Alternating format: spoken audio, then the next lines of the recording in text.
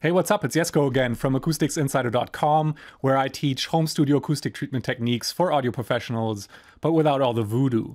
And today I want to cover a question that I got about placing bass traps. And that question is it enough if you cover about half of the height of your room with bass traps, or do you really need to cover all the distance from floor to ceiling? Like, do you need to put the bass traps all the way from the floor corner, from that tri-corner in the floor, all the way into the tri-corner at the top of your room? And it's a good question. And there are two critical points that I want you to be aware of to understand how to place bass traps and what you need to be focusing on. So let's get into it. So the first point to understand is that bass trapping in a home studio is about quantity, not quality. Okay, so bass traps, as we typically use them, so porous absorbers that we're using as bass traps, are not frequency-specific targeted tools like resonance absorbers, for example, right? With resonance absorbers, they work in a very narrow frequency range or a very narrow band of frequencies. And so when you're placing them, you're trying to find a spot in the room where that particular frequency has a very high sound pressure, so that when you place the panel there, that resonance absorber, you get maximum absorption. But porous absorbers don't work that way. They're very broadband, and trying to use them as a targeted absorber doesn't really work. Instead, it's a game of numbers, a game of numbers of panels. So the more of these bass traps you put in your room, the better the bass control is going to be. It's quantity over quality. You're trying to maximize the number of panels, not where you place them exactly. And so in that sense, covering the corner floor to ceiling is definitely the better option because you're putting in more bass trapping, quantity over quality. But there's a second point to understand about this, and that is that tri-corners, so corners where two walls meet the floor or the ceiling, aren't actually the best spots for bass trapping with porous absorbers.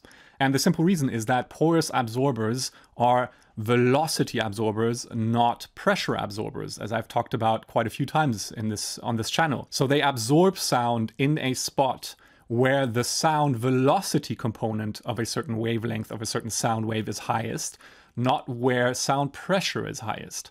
And tri-corners are typically spots where you get a lot of sound pressure, hence very low sound velocity. So that's why tri-corners aren't really good spots, in theory at least, to absorb low frequencies with porous absorbers. Now, that doesn't mean that you need to go hunting for the best spot with the highest sound velocity for a particular frequency to then place your panels there. I've tried it, it doesn't really work. Hence, quantity over quality is a better approach. But the main thing is that tri-corners just in general aren't the best spots to absorb low frequencies with porous absorption. Now, this doesn't mean that tri-corners don't work at all for bass trapping with porous absorption.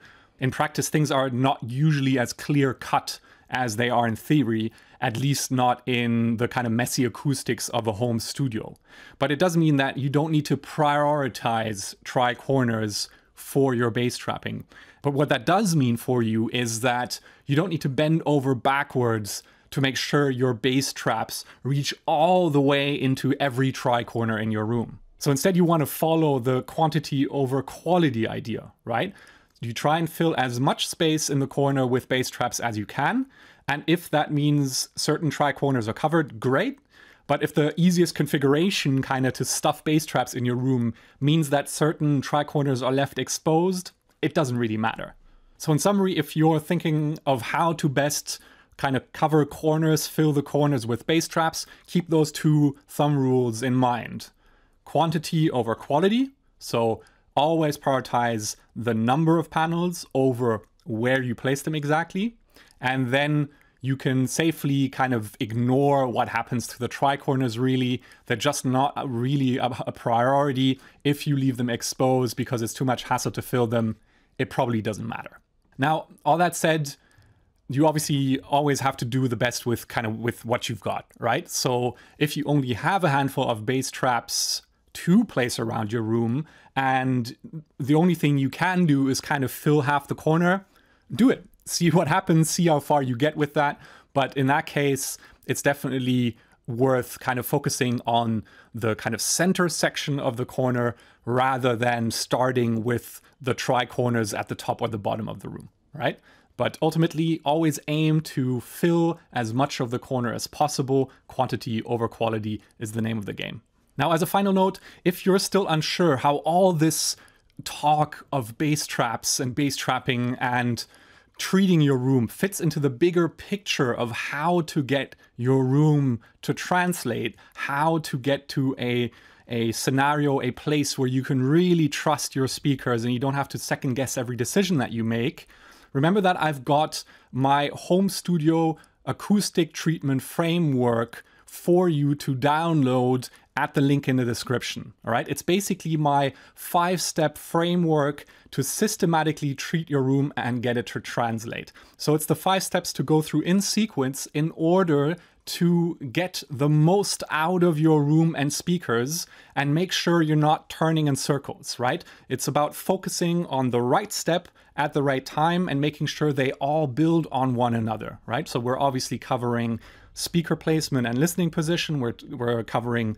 treatment with absorption and diffusion. I talk about when to measure. I talk about when to integrate a subwoofer. And I talk about when to include resonance absorbers, speaker decoupling. So it's all those steps that so often get mentioned as part of the treatment process, but put into a bigger framework to make sure you're really getting the most out of your studio. So remember to download that at the link in the description.